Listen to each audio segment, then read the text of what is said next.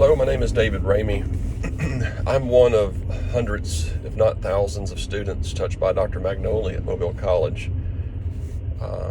Just to give you a little context of when we met, I had played basketball at the University of Mobile College at the time. My experience in life had been recently the driver of a Pepsi truck. I was pretty good at delivering pizzas. I had a short stint of selling vacuum cleaners, and I was about to graduate from college with no real plan for life. Up to this point, some of the wisdom that I gained from, like, my dad headed off to college, and he was like, "Remember, son, you can marry more money in a weekend than you can make in a lifetime." While that might be true, it wasn't a really good plan for success, I didn't believe. So I knew I needed help. I asked Dr. Magnoli's secretary if I could meet with him. She set up the meeting. I just remember I was so nervous. I got into my only suit. This was my chance. Wherever I was going in life, this was a big step. I was going to meet with the president of the university. She told me I was to wait in his office until he finished another meeting. I remember preparing questions and anticipating questions the best I knew how. I thought he would say something like, ask me like, "Hey, tell me about yourself." And then I would say something like, "I played basketball," or "I'm from Anniston, Alabama." And then maybe he would throw a trick question in there like, "How did you like basketball?" And I would say, "It was great," or "I liked it." But then reality set in pretty quick, because Dr. Magnoli came into his office. He passed me. He was looking at his files that he had in his hand, and he passed me without acknowledging me. And he sat down in his presidential chair behind his presidential table, and he had turned the other way. He was facing away from me, so I saw the back of his head. And it seemed like about an hour. I was sweating head to toe, so confused. I hadn't said a word, and now it was awkwardly a long time with me not saying a word, so I just didn't say anything. I didn't know what to do. Should I speak? Should I not? Well, Dr. Magnoli finally turned around. He still didn't say anything. He just looked at me. And I said, "Hey, Dr. Magnoli," just to break the awkwardness, which was his full intention to create, by the way. And I remembered he looked over at me with his piercing blue eyes, with his hands crossed, and he said, "Why are we here today?" That was not one of the questions I had prepared for. He knew it. He knew why I was there. I needed to get help getting a job. I was about to graduate. So after a few stumbles of trying to form a sentence, I finally got it out. "Dr. Magnoli, I'm about to graduate, and I need help getting a job, a good job, not a Pepsi truck, not delivering pizzas." So, again, he was quiet. I could see him thinking. And then what came out of his mouth changed the trajectory of my life forever. What a blessing. This is what he said. He says, "David, I can call a few of my honorary fellows, board members, and help you get a job." There was People's Bank. There were a couple other companies that were working with the university. Or, he said, "you can work for me. Be my administrative assistant. Continue your education. Get your MBA." He says, "Go home, think about it, and we'll talk next week." I got up, reached my hand out. I said, "I'll take the job. When can I start?" And I just thought to myself that night, I said, this man believes in me so much. I mean, an MBA, this was not something that I had ever considered. I just graduated college. That was it. So, see, who Magnoli is to me is now changing. He was my president, and now he's my boss. And so for the remainder of this memorial service, I just want to, Joanne, tell you, and Melissa and Jennifer, who Magnoli is to me. And by the way, I always call Dr. Magnoli, or Magnoli, or Dr. Magnoli. I never call him Mike. It just, to me, it just never seemed good enough. He was Dr. Magnoli. So if people are wondering why do I keep calling him Dr. Magnoli, that's it. So I think, well, so I was preparing for this. I went to the Mobile College website. There was an article kind of honoring Dr. Magnoli, and I read it. The flags were flown at half staff. And there was a section there, I just want to read a couple of excerpts from there because it was pretty good, just some of his things that he accomplished while at the University of Mobile. First of all, he created the largest NAIA, National Association Athletic, whatever NAIA means. I'll be reading this verbatim, so this will be kind of rough. He won national championships under his tenure in women's soccer, national championship in men's tennis, national championship in women's tennis, national championship in men's golf, national championship in women's golf. And they're academic institutions that go their entire life without winning a national championship. So when Dr. Magnoli started programs, he didn't start programs just for the sake of having programs. He created things to identify Mobile College or identify his program to be the best in the nation. He was a winner in everything that he did. He was a winner to me. So who is Dr. Magnoli to me? He's a winner. He was the wisest man I know. Proverbs 9:10. The fear of the Lord is the beginning of wisdom. Every time that you went on campus, you would see that on the little plaque when you enter. Dr. Magnoli feared the Lord. He understood his role in this life. He was to take his talents that God gave him and execute. And he executed and executed flawlessly all the way till God took him home. So who is Dr. Magnoli to me? He was the hardest worker I've ever met. Nobody outworked Dr. Magnoli. Even when he was relaxing, he was working hard. And that allowed me to tell a story, give an example of this. He took me fishing. I was with him 3 or 4 months, and he asked me to go fishing with him. We go to the beach. He has a boat. He has a little condo. 3 or 4 days. I thought this is going to be great.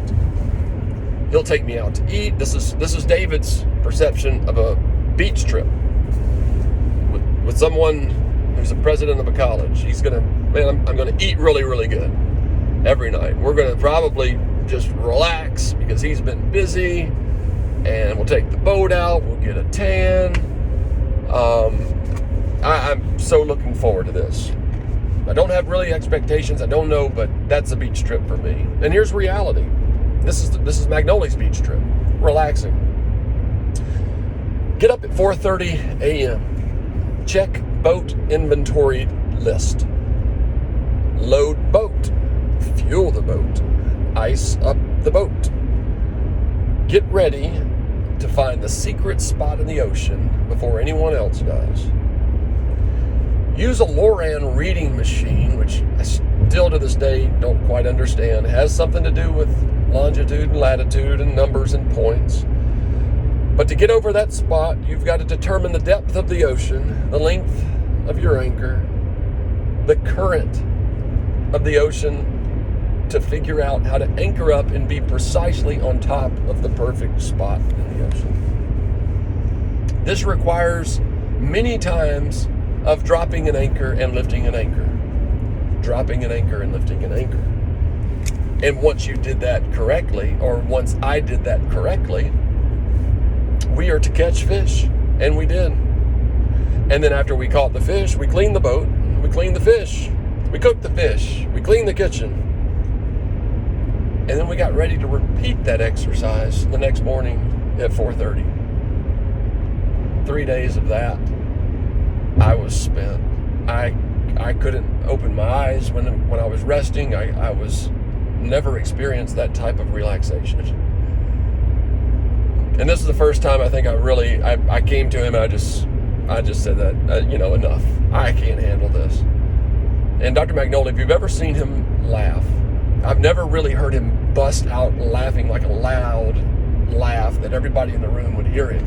But he would have that laugh that started inside, and then his body would just start shaking, laughing. That's when you know you got him. And this was one of those times. So who is Dr. Magnoli to me? He's the smartest man I've ever met. We went to Golden Springs Baptist Church to present. He was going to give some information to this church about what the vision was for Mobile College and what was going on. And there were 1,000 people there. This was my personal church I grew up in. So I was, I had a little anxiety. I was very proud to walk by his side. And when I did that, many times people referred to us as Mutt and Jeff. A little sidebar there. On the way up, he asked for a notepad. I was driving and started scribbling out notes, and I was like, what are you doing? He was always scribbling down notes and lists and things like that. And he's like, I'm preparing speech notes for tonight. And I said, Dr. Magnoli, we're an hour away. There's 1,000 people there. You're just now preparing for the speech and what you're going to give. And again, he would start with that little chuckle. And again, I'm just amazed. I'm trying to take everything in every time that I'm around him. I was like, how does somebody do this? So he takes his notes. We get to the church. I'm introducing him to the people that I know, my family. And he said, David, would you mind getting my speech notes out of the car? And to which yes, sir. I go to the car, I grab the speech notes, I hand it to him. He immediately goes up to the podium, gives a speech. It's just flawless, smooth as can be. We get back to the car. I was like, Dr. Magnoli, fantastic. You knocked it out of the park. Amazing job. And he said, well, it could have been better. And I said, really? Yeah. And he handed me the notes for his speech, and it was his tackle box inventory list. I had grabbed the wrong folder that had his speech notes. So I started dying laughing, and also realizing this man just got up there and just on a whim just blew me away with a speech with no speech notes that he had. He's the smartest man I know. So who is Dr. Magnoli to me? This one will be pretty tough for me to get through, but he's a father figure. Not just a mentor, but a father figure. And as a father, would want his son, obviously, to be the best that he could be. So the time that I have with Dr. Magnoli, at this most critical time in my life, he would always challenge me. He would take me places to broaden my horizons and life experiences, and he was always demonstrating and showing me how to be a leader. He was teaching me so much. I didn't have a real clue of what all was happening, all the way down to which fork to use, which knife to use, when, how to place the fork and knife on the table to let the server know that you were finished or you were not finished, how to tie a knot on a fish hook, how to write very compelling, succinct letters, how to problem solve, how to organize, how to hang sheetrock. And what I found most useful in my professional career, honestly, is how to sell. I'll never forget, he said, David, when someone tells you no, it just means not now. Okay. Got it. So who is Dr. Magnoli to me? He's president of my alma mater, yeah. He's my boss, yeah. He's the biggest winner, the wisest man, hardest working, smartest father figure anyone could ever have.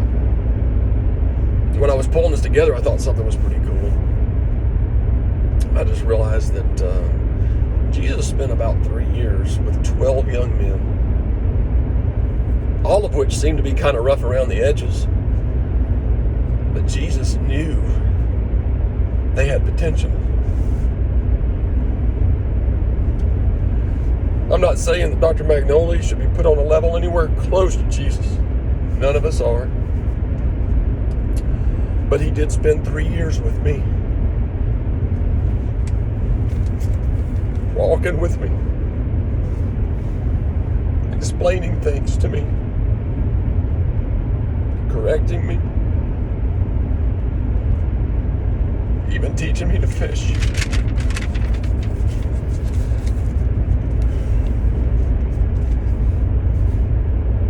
As Christians, we're to be like Jesus the best we can.